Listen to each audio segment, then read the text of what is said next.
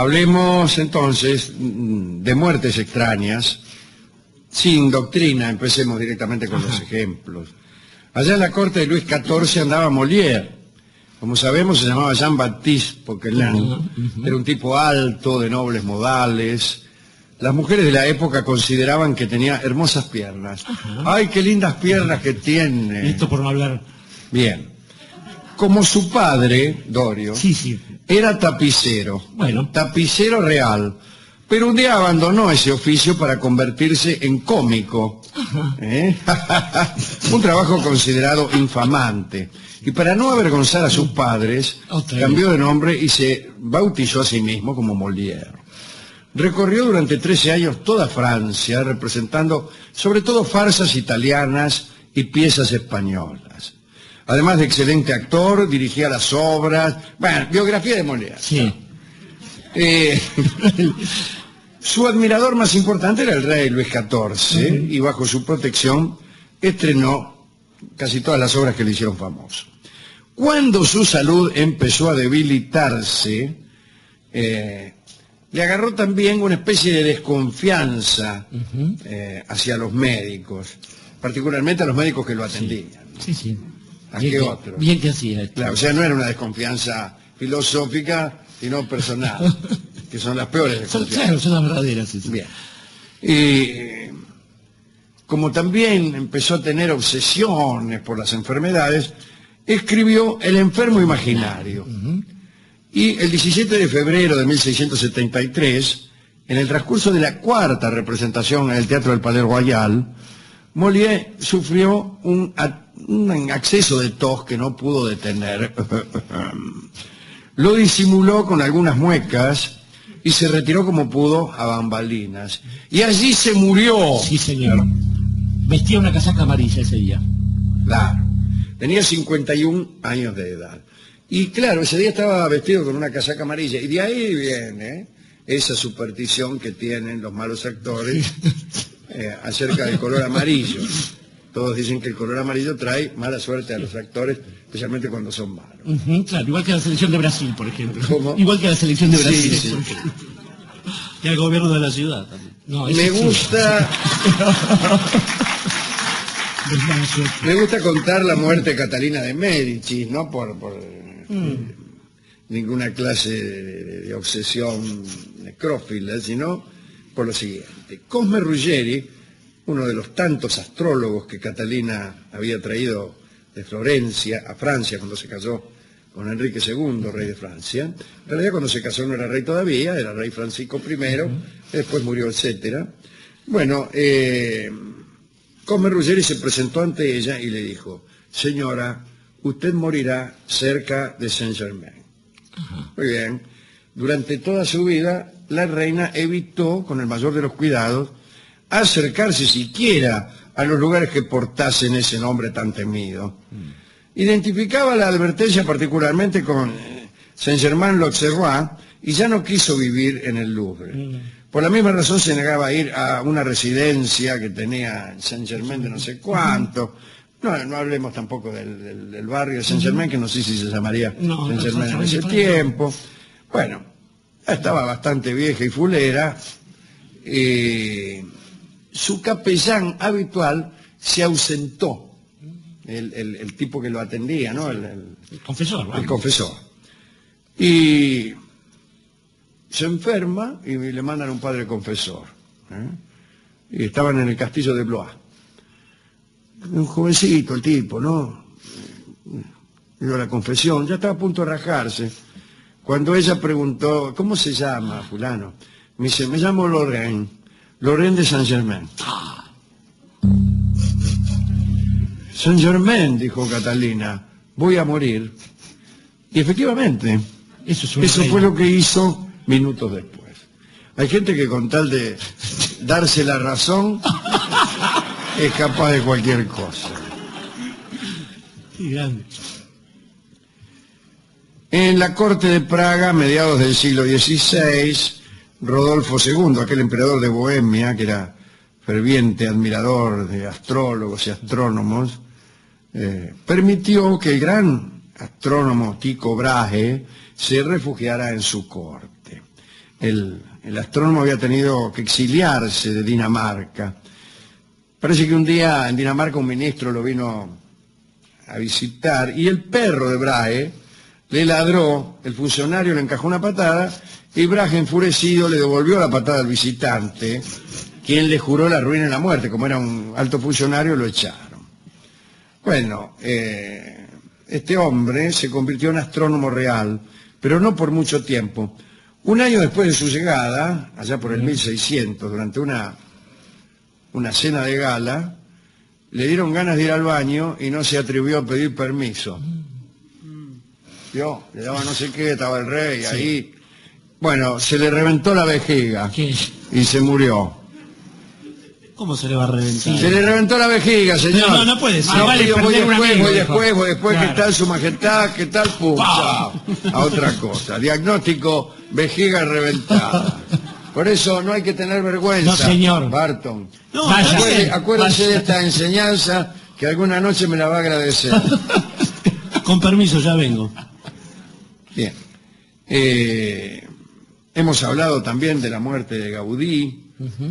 No tanto de la vida de Gaudí, un hombre extraño, ¿no? Había nacido en Reus en 1852. Pero bueno, andaba todo el tiempo en Barcelona, ¿no? Estudió en la Escuela de Arquitectura de la ciudad. Parece que no era un alumno brillante. Tardó 9 años en terminar sus estudios. No parece tanto. No. Nunca salió de Barcelona, no le gustaba participar de la vida pública. Nunca dijo cuáles eran sus ideas políticas. No militó en ninguna doctrina estética. Nunca escribió nada, ni dio conferencia de ningún tipo. Ni siquiera se le conocieron amantes, como si se tratara de la misma cosa.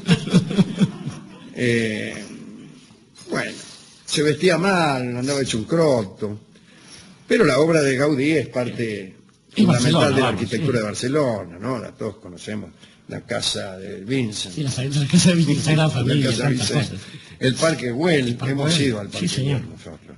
La Pedrera, la casa esa que hay ahí, y desde luego a esa inacabada iglesia, la Sagrada Familia. Parece que un día estaba trabajando frente a la Sagrada Familia y para tener una mejor perspectiva del edificio empezó a retroceder hasta el medio de la calle y ahí lo agarró un tranvía. Sí. Lo pisó un tranvía el 10 de junio de 1936. Tenía 74 años Gaudí y cada vez que vamos a la Sagrada Familia, ahora no pasan tranvías por ahí, ni en realidad por ninguna parte, y retrocedemos Y no pasa nada. y arriesgando nuestra vida. Mire qué cosa estaba pensando, digo, a tal punto no fue obligado por el destino a tomar postura en nada, que se murió un mes antes que empezara la guerra civil. Justo antes, claro. 18 de julio, ahí nomás. Pedrarias Dávila, muy citado aquí, un conquistador español que había nacido en Segovia en 1439, noble familia, pero de origen judío. El pero no sé por qué está aquí. Participó. Ya sé quién lo escribió, fue escrito. Hay una adversación en el informe. Sí, claro. Viene de una región de Bavaria. Claro. Sí. Liberal. Participó en la guerra de Granada y en las campañas de África, etcétera, etcétera. No importa, era Sí. Pedrarias. Lo mandaron en 1513 a Panamá, y ahí donde gobernaba Vasco Núñez de Balboa, fue el enemigo principal de Vasco, ¿no? En realidad Dávila Pedrarias bajaba para apresarlo y someterlo a juicio por algunos avisos que había recibido en el sentido de los abusos Sus abusos en La Habana. de Núñez de Balboa. Bueno, tenía 63 años cuando viajó a América. Hacía algún tiempo, por equivocación, lo habían llevado a enterrar, creyéndolo muerto. Lo habían metido en un cajón. ¿Qué hace uno con un muerto? Sí. Lo mete en un cajón y lo entierra. Bueno, lo estaban por enterrar y sintieron que algo se movía dentro del cajón. ¿Qué hicieron? Abrieron. Muy bien, muy bien. ¿Y quién estaba ahí? Pedrarias Dávila, lo más chulo.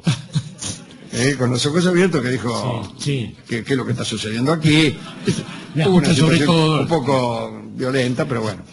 En memoria de este milagro, Pedrarias viajaba a todas partes con su féretro, que lo tenía como de recuerdo, y vino a América y se lo trajo el féretro, ¿no? Después de ese milagro, empezó a correr el rumor de que Piedrarias no moriría jamás. Y el rumor empezó a confirmarse, ya que Piedrarias tenía 91 años y estaba vivo. Porque para esa época ya era milagroso. Lástima que a los 92 se murió. En realidad no es una muerte extraña esta última, sino la primera. La primera e interrumpida muerte. En mitad de la muerte fue interrumpido por una especie de resurrección. Bien, otra muerte extraña. Esta es más conocida, es la de Esquilo. Famosa muerte de tortuga en la cabeza, ¿no? Sabemos quién era Esquilo, uno de los grandes dramaturgos, autor de 7, en realidad autor de 90. Se conservan 7. La principal virtud del teatro griego es la facilidad para perder, para extraviarse. Se extraviaron casi el 90% de las obras escritas. Vaya a saber dónde andará. El caso es que en el año 456 a.C., ya viejo Esquilo, paseaba por los caminos cercanos a Atenas, cuando un águila que volaba sobre él soltó a una tortuga que había capturado. El repugnante batracio cayó justo sobre la cabeza de Esquilo y lo mató. Hombre de suerte, Esquilo, ¿no? No es para reírse. No, bueno, señor, pasó hace tiempo. Te quiero ver a vos. A usted le gustaría, etcétera. Yo conté que en el jardín de casa me pasó lo mismo, pero no me cayó en la cabeza. Y tampoco Y usted no había escrito, ni siquiera había escrito la suplicante. Nada de nada. Vino el vecino a buscar la tortuga, eso se lo conté. El águila, ¿no? Era el tipo, No, un águila, un chimango nuevamente en mi vida. Pero continúe, por favor, que no lo quiero interrumpir. Me gusta el Pietro Aretino, el aretino Pietro, era poeta, había nacido en Arezzo, en Italia, pero lo desterraron de allí porque había escrito un soneto satírico sobre las indulgencias papales. Las indulgencias papales, lo digo sin disimulo. Bien, comenzaba. Se trasladó a Roma, en un soneto de arte menor de todo. Se trasladó a Roma y allí consiguió el favor del Papa León X, el mismo que edificó San Pedro. También tuvo que ir a otra parte porque en Roma escribió sonetos lascivos. Esos son los mejores. Bueno, que por ejemplo uno sobre las indulgencias papales. Todo el mundo le tenía miedo porque le llamaban el azote de los príncipes porque escribía textos ridiculizando a los poderosos, etcétera, ¿no? Un día una de sus hermanas le contó un cuento picante, cuento creo que era de un japonés o algo así. Y Pietro Aretino comenzó a reírse de tal manera que se cayó de la silla y se rompió la cabeza. Se murió de risa. Y murió. Tremendo. Murió tranquilamente. Por eso yo no dejo que mi hermana me cuente cuentos picantes, porque son peligrosísimos. Mirá si te caes de la silla, te rompes la cabeza y te morís. Bueno, sí. Bueno, hay sí. poca probabilidad. Ya, bueno, siga. Sí, claro, resulta que había un tipo que se llamaba Pascual Angulo.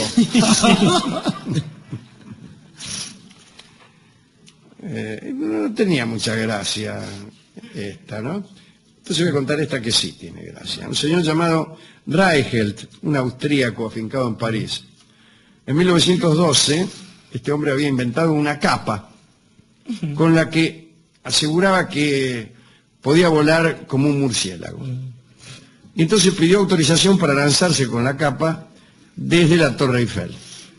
Los propietarios de la torre, porque a ellos le pidió autorización, le concedieron el permiso con desagrado, pero impusieron la condición de que Reichelt consiguiera también permiso de la policía y firmara una renuncia a sus derechos en la que absolviera a los propietarios de la Tour de cualquier responsabilidad, habiendo, escaleras, habiendo arco de triunfo, etcétera, etcétera.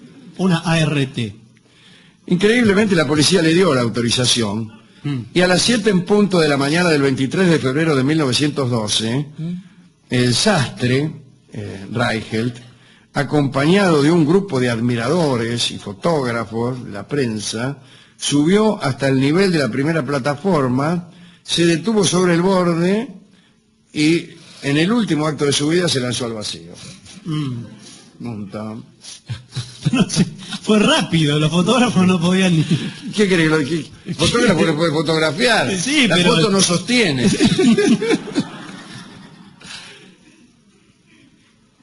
Pobre Robin. Bueno, Sí. último. Felipe III. Estaba sentado frente a una chimenea. Se quemaba una gran cantidad de leña, tanta leña que el rey estaba a punto de ahogarse con el calor. Pero la etiqueta le impedía levantarse a llamar a nadie. Y de golpe apareció el marqués de Polar, al cual el rey le pidió que apagara el fuego. Pero el marqués se excusó con el pretexto de que la etiqueta le prohibía hacerlo, para el cual tenía que llamar al duque de Uceda. El duque había salido, las llamas continuaban aumentando y el rey, para no disminuir en nada su majestad, seguía aguantando como podía. Sufrió un calor tan fuerte que, según los cronistas, le calentó la sangre a tal punto que al día siguiente tuvo una violenta fiebre que le produjo la muerte. Se murió por la etiqueta. Sí. Por eso yo digo en casa siempre, si ustedes quieren que les apague el fuego, dígamelo. Claro. Que no me va a importar quedar mal. Sí, es que no queda mal. Sí, Queda mal. queda mal. Quedaba muy Queda mal. muy mal. Era una falta de etiqueta. Peor queda cuando está... Pues la afinado, etiqueta ¿no? también se llevó al de la vejiga.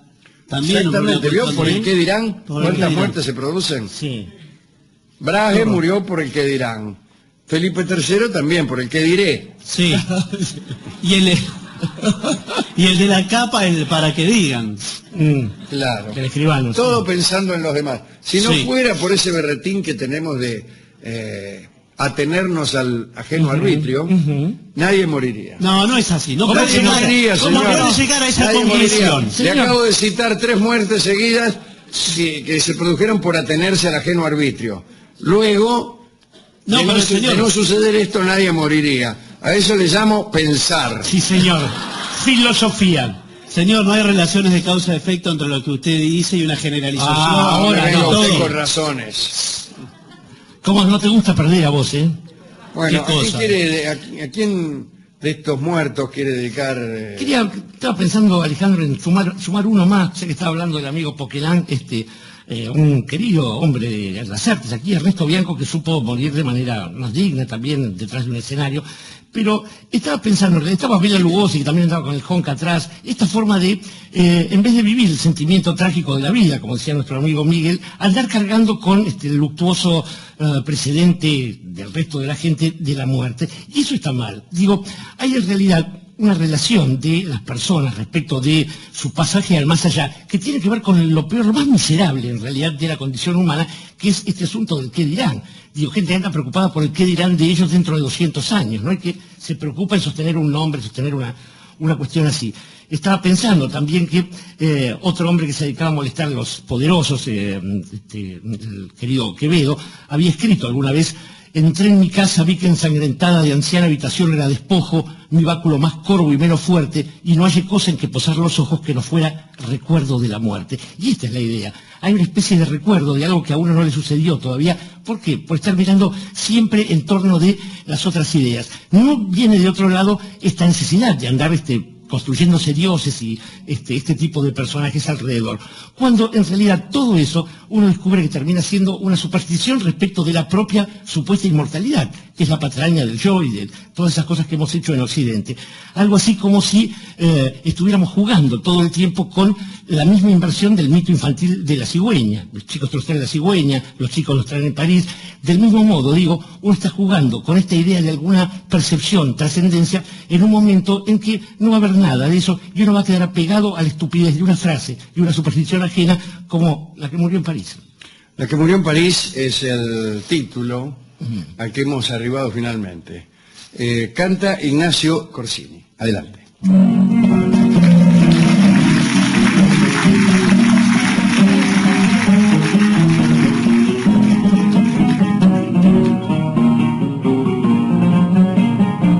Yo sé que ante